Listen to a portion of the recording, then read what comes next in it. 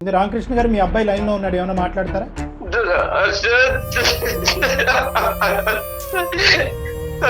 ఎలా ఉన్నావురా?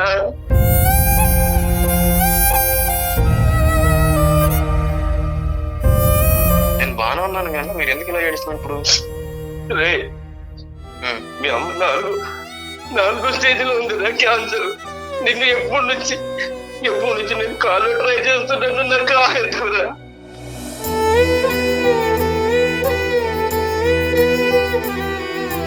మీ అమ్మ చావు బతుకులో కొట్టు బిట్టాడుతుంది. అది చనిపోయిందా? అమెరికా వెళ్ళిన దగ్గర నుంచి నువ్వు ఎందుకు రాదా తయారు? నేనేం చేయరా? పెద్ద ఆయన చేయటానికి 2 కారణాలు ఉన్నాయి. ఒకటి, నాయన చావు బతుకుల్లో ఉండేటటువంటి నీ తల్లిని చూడటానికి ఒకసారి రారా బాబు అని ఒక రిక్వెస్ట్. ఒక నిమిషం. ఒక అనాథగా ఉన్న ఒక బిడ్డను తీసుకొచ్చి పెంచి పెద్ద చేసి ప్రయోజకుడిని చేసి అమెరికా లాంటి కంట్రీకి పంపించడం వాళ్ళు చేసిన తప్ప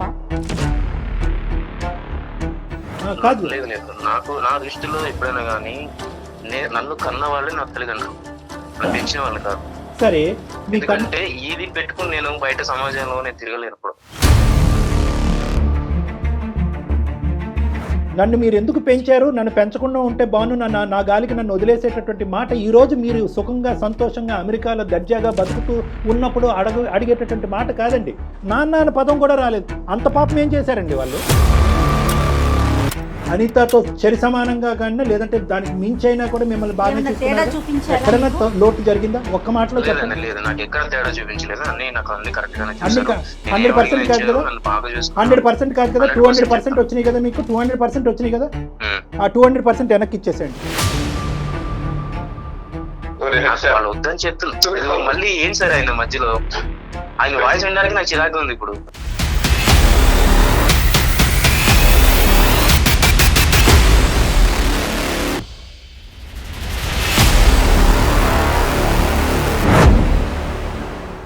వేరికోస్ వెయిన్స్ కి సరైన చికిత్స కోసం సంప్రదించండి ఎవిస్ హాస్పిటల్. ఎవిస్ హాస్పిటల్ సమర్పించు అందమైన జీవితం కార్యక్రమానికి స్వాగతం. నమస్తే కళ్యాణ్ గారు. నమస్తే జయ గారు.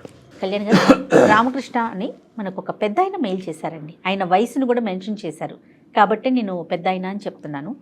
పెద్ద ఆయన చేయటం చాలా చాలా బాధ అనిపించిందండి నాకైతే. ఇమీడియట్గా మీతో మాట్లాడించాలి అనిపించింది. తప్పకుండా జయ గారు, ఒకసారి కాల్ చేసేస్తానండి. తప్పకుండా. ఏంటి వృద్ధాప్యంలో అంత సమస్య? చాలా అంటే తీవ్రంగా ఉంది సమస్య కూడా.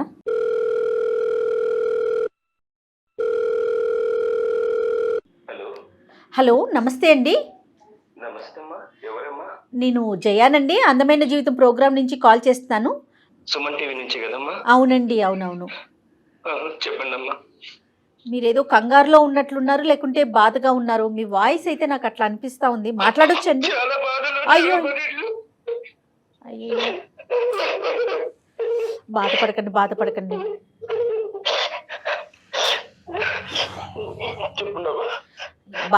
కొంచెం స్థిమితంగా కూర్చోండి. నాతో పాటు డాక్టర్ కళ్యాణ్ చక్రవర్తి గారు ఉన్నారు.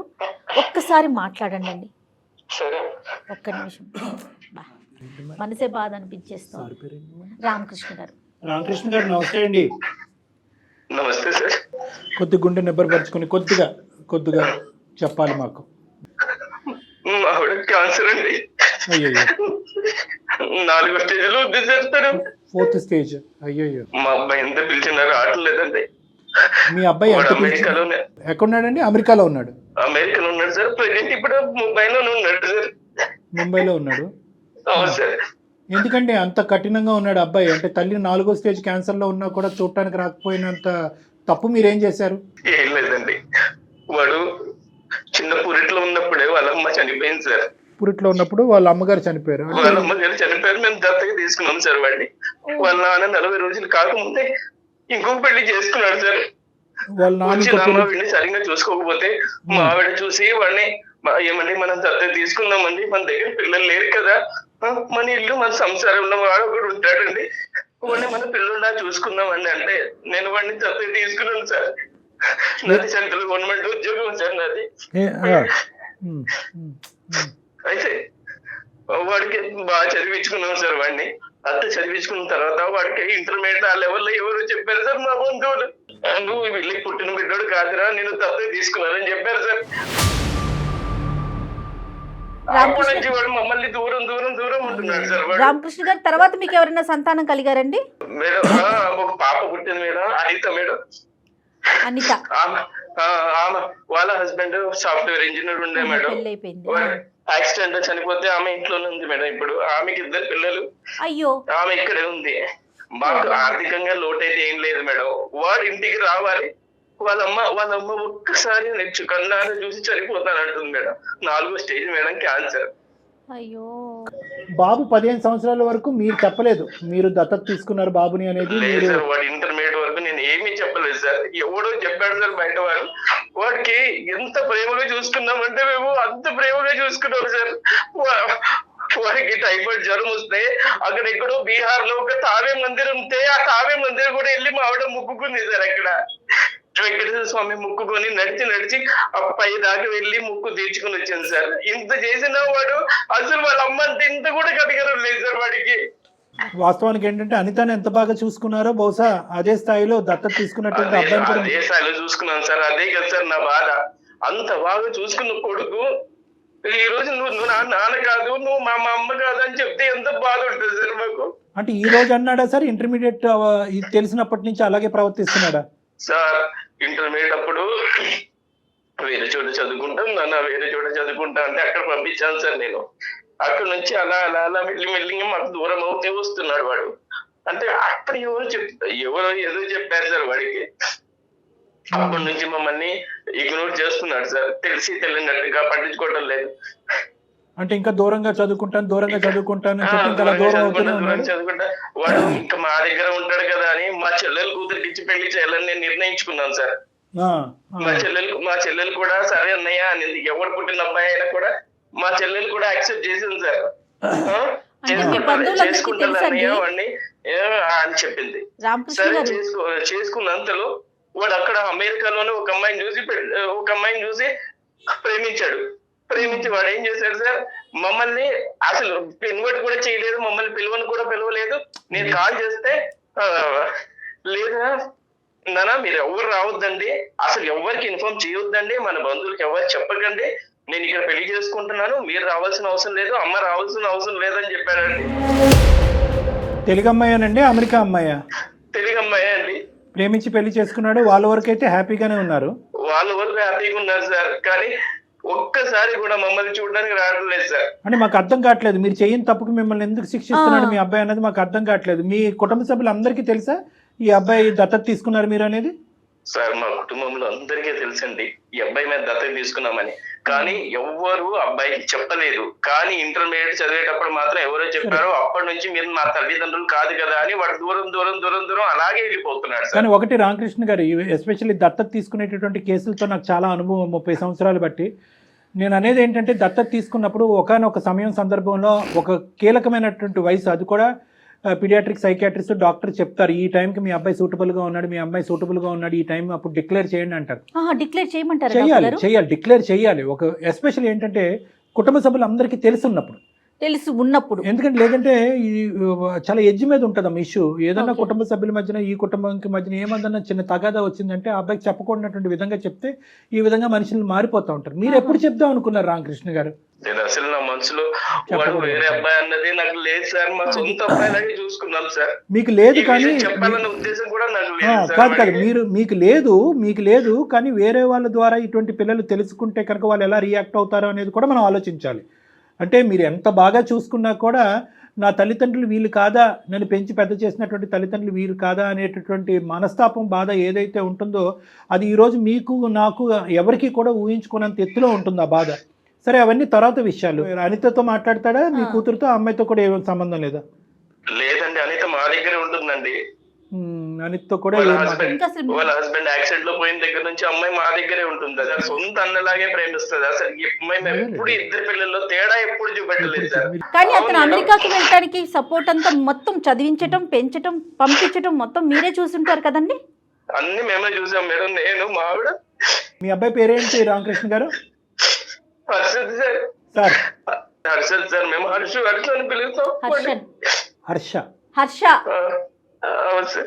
సార్ ఇప్పుడు హర్ష మనసులో ఈ విధమైనటువంటి ఒక అభిప్రాయం ఉంది, మిమ్మల్ని చూడకూడదు, మీ కుటుంబాన్ని కాదనుకుంటున్నాడు, పెంచినటువంటి తల్లిదండ్రులను వద్దనుకుంటున్నాడు అనేది ఇప్పుడు మీ భార్య గారు 4వ స్టేజ్ క్యాన్సర్లో ఉన్న తర్వాత తెలిసిందా?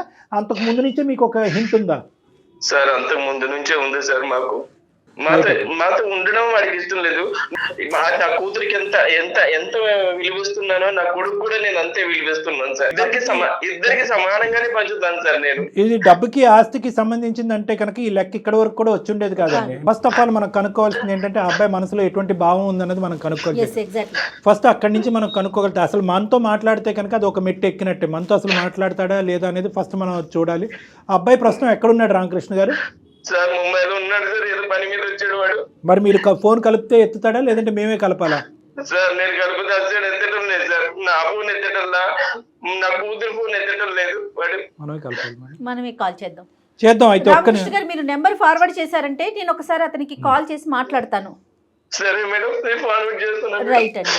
పాప ఆయన మాట కూడా మాట్లాడలేకపోతున్నాను. తప్పకుండా అండి, మా ప్రయత్నం మేము 100% చేస్తాం. డాక్టర్ గారు మాట్లాడతారు.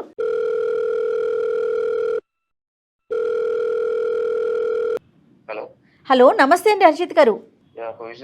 నా పేరు జయ అండి. నేను సుమన్ టీవీ అందమైన జీవితం ప్రోగ్రామ్ నుంచి మాట్లాడుతున్నాను. నాతో పాటు డాక్టర్ కళ్యాణ్ చక్రవర్తి గారు ఉన్నారు. ఒక 5 minutes మీతో మాట్లాడొచ్చా? అంటే ఒక చిన్న ఇష్యూ ఒకటి ఉండింది, దాని గురించి మాట్లాడదామని. సారీ అండి, మీ పర్మిషన్ లేకుండా మీకు కాల్ చేశాము. సుమన్ టీవీ ఇది అందమైన జీవితం అని ఒక పెద్ద ప్రోగ్రామ్ని మనం కండక్ట్ చేస్తూ ఉంటాము.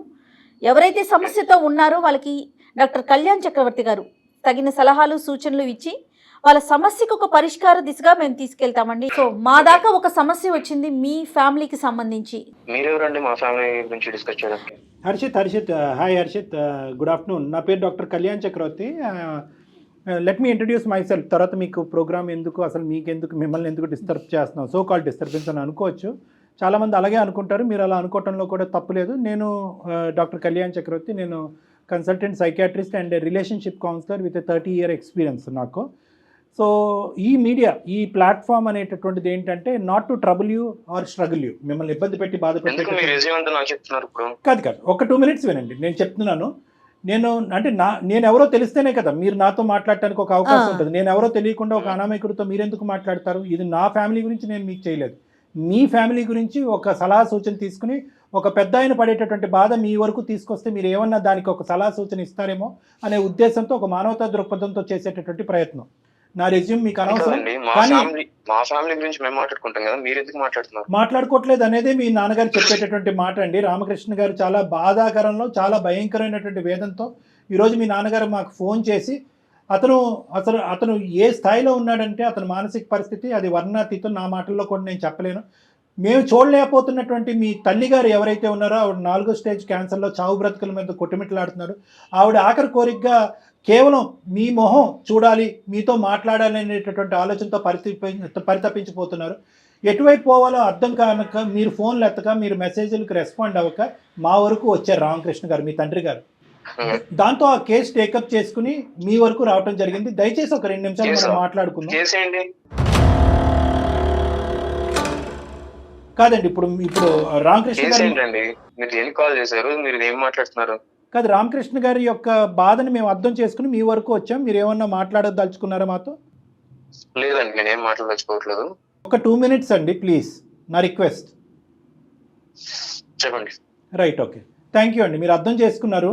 నేను అర్థం చేసుకోలేదు, టైం ఇచ్చాను. Okay, thank you. What ever, ఏదైనా నాకు ఒకే విధంగా వినిపిస్తున్నాయి. కానీ నేను చెప్పేది ఏంటంటే రామకృష్ణ గారు కూడా, మీ నాన్నగారు కూడా ఇక్కడ లైన్లో ఉన్నారండి. మీరు డైరెక్ట్గా ఫోన్ ఎత్తట్లేదు కాబట్టి మేము ఈ పద్ధతిలో మీకు కాల్ చేయవలసి వచ్చింది. రామకృష్ణ గారు, మీ అబ్బాయి లైన్లో ఉన్నాడు, ఏమైనా మాట్లాడతారా?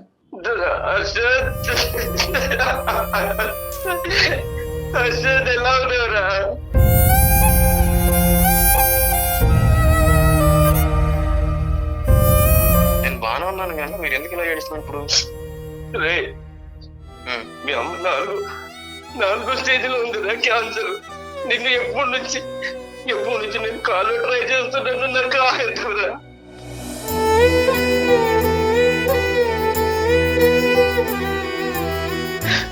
ఇన్ని రోజుల నుంచి చేస్తుంది. మీ అమ్మ చావు బతుకులో కొట్టు బిడ్డ అది చనిపోయిందా?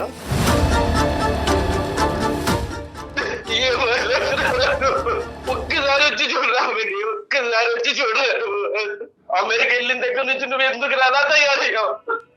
నేనేం చేయవాళ్ళ ఈ నన్ను అర్థం చేసుకోవడంలో తప్పు పడ్డారు అంతే. ఏం తప్పు చేశాను రా చెప్పు. ఎందుకు ఎందుకు ఇవన్నీ ఈ సోలంతా నాకు ఎందుకు చెప్తున్నా ఇప్పుడు? రే ఒక్కసారి వచ్చి మీ అమ్మని చూసేళ్ళురా, మీ అమ్మ పరిస్థితి ఎలా ఉందో చూసేళ్ళురా. చాలా టూ మచ్. లేదు ఇప్పుడు మీరు నాకు ఇంత ఫోన్ చేసి కాల్ మాట్లాడి దాని మాత్రం అన్ని జరిగిపోవు, ఓకేనా? రాను ఒక్కసారి రా. రే నీ కాళ్ళు ఉంటారా? రే నీ కాళ్ళు పట్టుకుంటారా? రే నీ కాళ్ళు పట్టుకుంటారా? ఒక్కసారి అప్పించి రామకృష్ణ గారు, రామకృష్ణ గారు, రామకృష్ణ గారు, ఎమోషనల్ నా దగ్గర వద్దు. హర్షిత్ ఒక్క నిమిషం. రామకృష్ణ గారు ఒక్క నిమిషం, నేను ఉన్నాను ఇక్కడ. ఒక 2 నిమిషాలు మనం మాట్లాడుకుందాం. హర్షిత్, నువ్వు ఇంత కఠినంగా మాట్లాడుతున్నావు, కానీ నిన్ను నిలదీసి నిన్ను ఒక పద్ధతిలో మాట్లాడేటటువంటి కెపాసిటీ నాకు ఉన్నా కూడా నేను అలా మాట్లాడాలని అనుకోవట్లేదు. ఎందుకు అంటే కనుక ఈరోజు మీరెవరండి అని చెప్పి 2 నిమిషాల్లో నువ్వు ఫోన్ పెట్టేస్తే కనుక ఇంక ఈ కథ కంచికెళ్ళినట్టే, మనం ఏం చేయలేం. ఆ పెద్ద అయినటువంటి మనసు, అతను పడేటటువంటి బాధని, ఇంట్లో ఉన్నటువంటి మీ తల్లి యొక్క దిక్కులేనటువంటి పరిస్థితిని చూస్తూ నేను నీతో ఇప్పటికీ కూడా మర్యాదగా నిదానంగానే మాట్లాడాలని అనుకుంటున్నాను. అది నా సంస్కారం అనుకుంటాను, నా అనుభవం అనుకుంటున్నాను. రెండే మాట్లాడి. పెద్ద ఆయన చేయటానికి 2 కారణాలు ఉన్నాయి. ఒకటి, నాయన చావు బతుకుల్లో ఉండేటటువంటి నీ తల్లిని చూడటానికి ఒకసారి రారా బాబు అని ఒక రిక్వెస్ట్. ఒక నిమిషం. తల్లి కాదు సార్, తల్లి కాదు నాన్న, తల్లిని. ఒకటి నిమిషం నాన్న, ఈ డిబేట్లోకి వెళ్తే మనం ఎంతసేపన్నా మాట్లాడుకోవచ్చు. ఎవరిని తల్లి అంటారు? ఎవరు తల్లి అంటే ఎవరు? అంటే నిన్ను కనీ పెంచి పెద్ద చేసి ఈ స్థాయి వరకు తీసుకొచ్చినటువంటి వ్యక్తిని తల్లి అంటాం తప్ప. అంటే ఓన్లీ కనకపోతే తల్లి కారా అండి? పెంచి పెద్ద చేయలేదు ఆవిడ, తల్లి కాదా మీకు? ఆవిడ చేసిన ప్రయత్నాలు కాదు. లేదు లేదు, నాకు నా దృష్టిలో ఎప్పుడైనా కానీ నన్ను కన్న వాళ్ళే నా తల్లిదండ్రులు, పెంచిన వాళ్ళు కాదు. సరే, ఎందుకంటే ఇది పెట్టుకుని నేను బయట సమాజంలో నేను తిరగలేను. ఇప్పుడు మీరు ఆ ట్యాగ్ గురించి బాధపడుతున్నారా? అంటే నాకు నన్ను ఆ ట్యాగ్ గురించి నేను వాళ్ళ దూరం పెట్టింది కూడా దాని గురించి. నాకు అవసరం లేదండి అలాంటి రిలేషన్స్, నాకు అవసరం లేదు అలాంటి ఎమోషన్స్, నాకు వద్దు. అంటే ఎందుకు పేరు సంపాదించుకున్నాను, ఎందుకు ఫలానా అని చెప్పేసి నన్ను ఎవరు నోటీస్ చేయొద్దు. కాదు, ఎందుకు బాధపడుతున్నారు మీరు? నాకు అర్థం కానినటువంటిది ఏంటంటే, ఓకే మీకు అనిపించేటటువంటి ఒక అంశం అంటే, నాకు కన్న తల్లి ఏ తల్లి అయితే నన్ను కన్నదో ఆ తల్లి నన్ను పెంచి పెద్ద చేస్తే కనుక అది మీకు నచ్చుతుంది. ఏ తల్లి అయితే కనుక కనదో, ఏ తల్లి అయితే కనుక మమకారంగా మిమ్మల్ని పెంచుతుందో ఆ తల్లి చేయనటువంటి పాపానికి ఈరోజు శిక్ష అనిపించాలా? అలా మీరు అనుకుంటే నేను ఏం చేయలేనండి. నాకు ఇక్కడ కావాల్సిందంటే ఏంటి, నాకు సమాజంలో కొంచెం ఒక పేరు కావాలి. సో వీళ్ళ వల్ల నా పేరు అనేది స్పాయిల్ అయ్యేలా ఉంది. అది ఒక నాకు తెలియదు రీజన్ ఏంటి, ఎట్లా ఏ విధంగా అవుతుందో మరి మీ కాన్సెప్ట్ ఏంటో మాకు అర్థం కావట్లేదండి హర్ష గారు. ఏ విధంగా మీ పేరు? నేను వాళ్ళ పేరెంట్స్ యాక్సెప్ట్ చేయనండి. మీరే అది మీరని చెప్పండి, సమాజం మీద రుద్దమాకండి.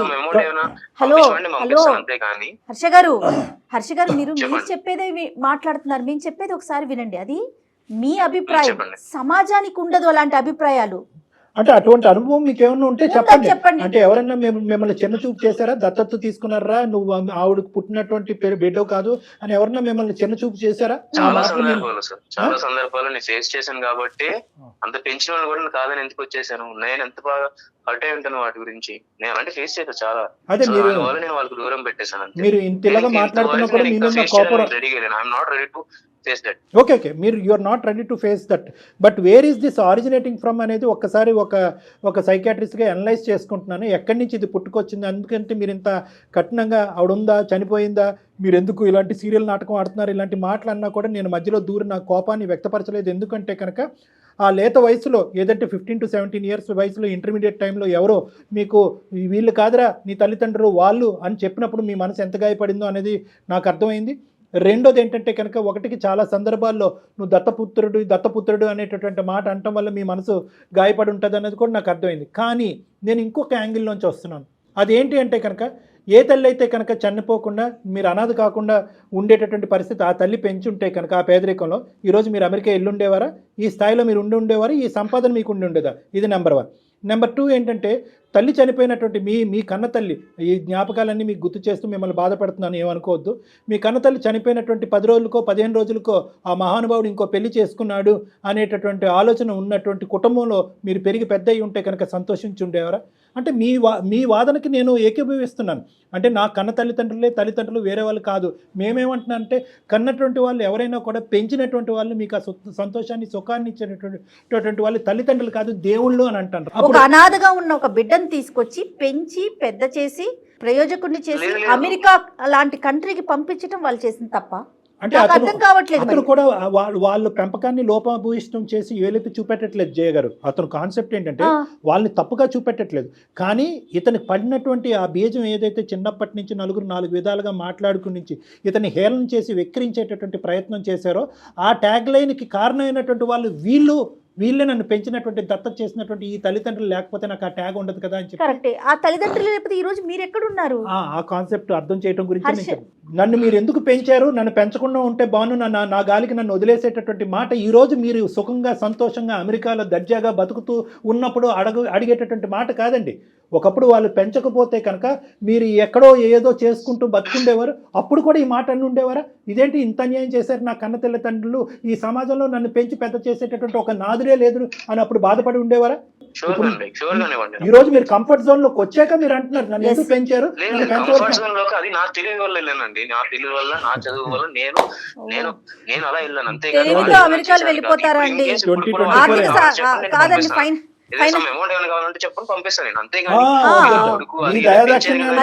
హర్ష గారు, మా ఫ్యామిలీలో కూడా పిల్లలందరూ కూడా అబ్రాడ్ కంట్రీస్ లో ఉన్నారండి. ఓన్లీ తెలివితేటలతో వెళ్ళిపోరు, ఫైనాన్షియల్ సపోర్ట్ కూడా కావాలి. ఓహో, ఇప్పుడు మీరు ఎవరిని కొనక్కర్లేదు, అటువంటి దిక్కు లేనటువంటి స్థితిలో వాళ్ళే లేరు. వినండి హర్ష గారు, 2 నిమిషాలు. మీరు మాట్లాడేదంతా కూడా చాలా 5th గేర్ లో మాట్లాడారు. మీరు 5th గేర్ లో మాట్లాడితే నేను 10th గేర్ లో మాట్లాడగలను, కానీ అది నా సంస్కారం కాదు. ఎందుకంటే ఈరోజు మీరు ఫోన్ పెట్టేస్తే కనుక ఆ మహానుభావుడికి ఇంకా కొడుకు అనేటటువంటి దిక్కు లేకుండా అతను ఇంకో దేనగాథలోకి వెళ్ళిపోతాడు. కాబట్టి అతను పాయింట్ ఆఫ్ వ్యూలోంచి నేను చాలా ఇదిగా మాట్లాడుతున్నాను. ఏమండి, మీకు తెలుసు ఎందుకు ఈ మాటలన్నీ ఓన్లీ మీ తెలివితేటల వల్లే వెళ్ళిపోయారు అక్కడికి. సోకాల్డ్ అమ్మ నాన్న, మీరు అమ్మ నాన్న అని పిలటానికి కూడా ఇష్టపడట్లేదు. ఇంతసేపు మాట్లాడుతున్నా నాన్న అని పదం రాలేదు మీ నోట్లో. నాన్న అనే పదం అని ఇంకో 4 తిట్లు తిట్టినా బాగానే ఉండేది. ఆ మహానుభావుడు ఇంతటితో సరిపెట్టుకుంటానని ఫోన్ పెట్టేసి ఉండేవాడు. నాన్న అనే పదం కూడా రాలేదు. అంత పాపం ఏం చేశారండి వాళ్ళు? మిమ్మల్ని పెంచటమే తప్ప అంత పాపం ఏం చేశారండి? ఈరోజు ఆవిడ క్యాన్సర్తో చచ్చిపోతుంది. హర్ష గారు, ఆవిడ క్యాన్సర్తో చనిపోతుంది. ఏమైంది మానవత్వం? ఒక్కసారి మా ఆవిడతో మాట్లాడిస్తాం సార్ మా బాబుని. ఈ బహుశా కొడుకు ఎక్కడో ఉన్నాడు, ఏదో చేసుకుంటున్నాడు అని ఫోన్ ఎత్తట్లేదని అనుకునేటటువంటి తత్వం వేరో, ఫోన్ ఎత్తిన తర్వాత ఇప్పుడు ఇక్కడ ఎవరు చనిపోయారని చెప్పి ఏడుస్తున్నాం అనే మాట ఇంకా భయంకరంగా ఉంటుంది. దయచేసి ఆవిడకి ఈ మాటలు వినిపించకూడదు. మనం ముగ్గురు మాట్లాడుకుందాం. హర్ష, ఒక్క నిమిషం. హర్ష చెప్పండి ప్లీజ్ నాన్న, ప్లీజ్. మరి ఎంత కఠోరంగా మాట్లాడితే నేను ఏమీ మాట్లాడలేను. ఖచ్చితంగా కఠోరమే నాన్న. ఇది కఠినత్వం. కొన్ని వేలాది లక్షలాది మంది ఈ ప్రోగ్రామ్ చూసేటటువంటి వాళ్ళు, డాక్టర్ గారు మీరు అంత మర్యాద ఇచ్చి అంత నెమ్మదిగా అతనితో ఎందుకు మాట్లాడుతున్నారు అని అనేటటువంటి వాళ్ళు. అదే ఎందుకో నేను ఎటు పోదు కదా. నాకు వాళ్ళు వద్దు, అది నాకు మెయిన్ ప్రాబ్లం. నాకు వద్దు కాదండి, ఎవరో ఏదో చేసిన దానికి సార్ కొద్దిసేపు నేను మాట్లాడాలంటే ఆయన సైలెంట్ గా ఉంటానండి. రామకృష్ణ గారు, అతను ఏదో చెప్తారంట, వినండి. చెప్పండి హర్ష. నా మెయిన్ పాయింట్ ఏంటంటే నాకు వాళ్ళు వద్దు సార్. మీరు స్టార్టింగ్ నుంచి 10 నిమిషాలు కాదు, నేను స్టార్టింగ్ ఎంత ఒక 2 minutes అడిగారు కదా, మీరు 15 minutes టైం ఇచ్చినా కూడా నేను ఏదో చెప్తాను లాస్ట్ ఒకటి. నాకు తన అవసరం లేదు, వాళ్ళ అవసరం లేదు నాకు. తన మనసుకి పడిన గాయం కోసం వీళ్ళని ఇబ్బంది పెట్టడం కష్టం కాదు కదా. ఎంత గాయపడదు మేడం. హర్ష గారు, మీరు చెప్పింది అయ్యిందా? మళ్ళీ నేను టైం ఇవ్వలేదు అంటారు, నేను మాట్లాడచ్చా? చెప్పండి. మీ తల్లిదండ్రులు ఇప్పటి వరకు 25-26 ఇయర్స్ వచ్చేంత వరకు మిమ్మల్ని ఎలా పెంచేవారు అనేది ఒక్కసారి మీ మాటల్లో మీరు చెప్పండి. ఏదైనా లోటు చేశారా? ఇవ్వకూడదు ఏదైనా ఇచ్చారా? ఇవ్వాల్సింది ఏదైనా ఇవ్వకుండా ఉన్నారా? ప్రేమ ఆప్యాయత అనేటటువంటిది పెంచుకున్నటువంటి అనితతో చరి సమానంగా కానీ, లేదంటే దానికి మించైనా కూడా మిమ్మల్ని బాగా చూపించారా? ఎక్కడైనా లోటు జరిగిందా? ఒక్క మాటలో చెప్పండి.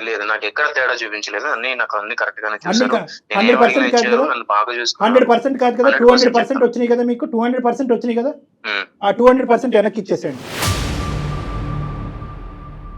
సరే అండి, ఇవ్వండి. ఇప్పుడు అదే అడుక్కుంటున్నాడు ఆ పెద్దాయన. మాకు కావాల్సిన ఈ వృద్ధాప్యంలో ఉండే చావు బ్రతుకుల్లో ఉండేటటువంటి మమ్మల్ని ఇద్దరిని ఆ ప్రేమ ఆప్యాయత ఇవ్వండి. మీరు ఇచ్చేటటువంటి డబ్బులు అక్కర్లేదు. ఇవ్వనండి, ఇవ్వలేను. ఇప్పుడు నాకు వద్దనే కదా మీరు పాయింట్ మర్చిపోతున్నారండి. వాళ్ళు వద్దని చెప్తున్నారు, మళ్ళీ ఏం సార్ ఆయన మధ్యలో ఆయన వాయిస్ వినడానికి నాకు చిరాకు ఉంది. ఇప్పుడు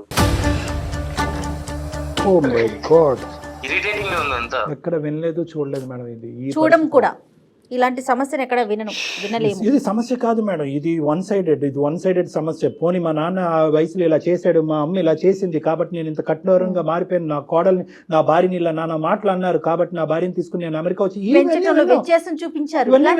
ఇది కంప్లీట్ గా వన్ సైడెడ్. వీళ్ళు ఏం పాపం చేశారు? ఎలా హర్ష ఈ ప్రాబ్లం కి మేము సొల్యూషన్ చెప్పలేము.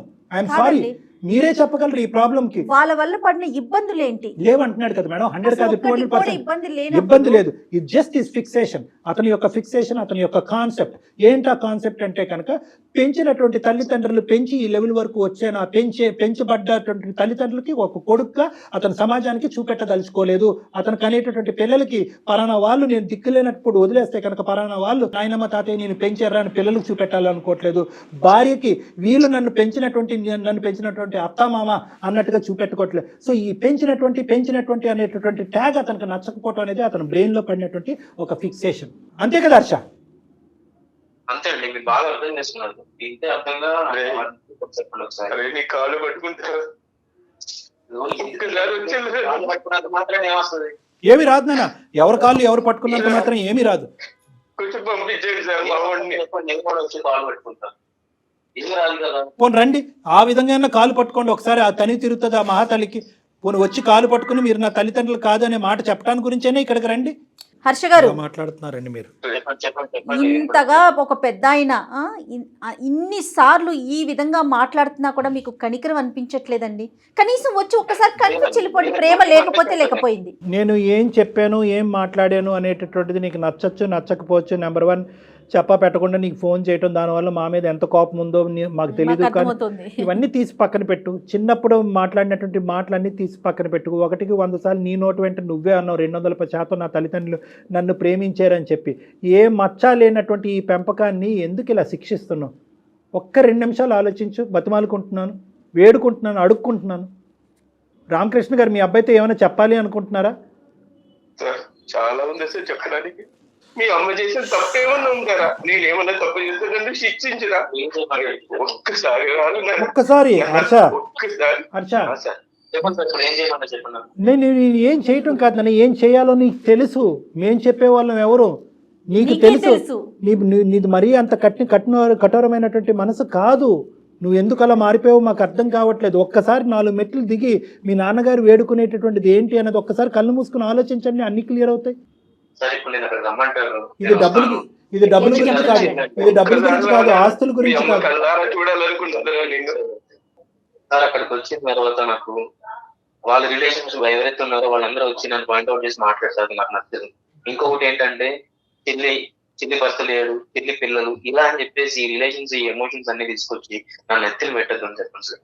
నేను వచ్చి కామ్గా చూసి ఓకే ఆవిడ హెల్త్ బాగాలేదన్నారు, ఓకే నేను వచ్చి చూసి వెళ్ళిపోతాను అంతే. ఇది కూడా నేను రాకూడదనే డిసైడ్ అయింది. కాకపోతే వీరు నా ఫ్యామిలీ అని మీరు అంటున్నారు.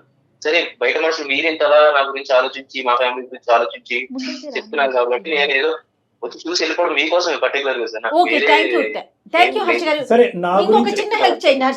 హర్ష గారు థ్యాంక్ యూ సో మచ్ అండి మా మాట మన్నించినందుకు. అయితే మీరు వచ్చేటప్పుడు ఒక్కసారి ఫోన్ చేశారంటే ముందు మనం డాక్టర్ కళ్యాణ్ గారి దగ్గర ఒక్కసారి కూర్చుందాం. ఒక 10 నిమిషాలు మాట్లాడాక అందరం కలిసి అమ్మని చూడటానికి వెళ్దాం ప్లీజ్. ఆ అవకాశం మాత్రం మాకు ఇవ్వండి. Super very good. Thank you Harsha, thank you so much. మా విన్నపాన్ని మా బాధను మన్నించినందుకు. మీ తల్లిదండ్రుల గురించి నేను ఇలా అడుక్కోవటం అనేది నాకు విడ్డూరంగా అనిపించింది. అయినా కానీ మాకు అందరికీ నచ్చినటువంటి ఫలితం బహుశా ఫ్యూచర్లో మీకు ఎంతో మమ్మల్ని మీరే ఎంతో ఆశీర్వదిస్తారేమో. అరే ఇంత మంచి కార్యక్రమం అని చెప్పి, ఇంత మంచి వేదిక అని చెప్పి. ఇది ఎందుకంటే ఒక కుటుంబానికి మించినటువంటిది ఏదీ లేదు. ఆ కుటుంబాన్ని కలిపినటువంటి పుణ్యం మాకుంటుంది.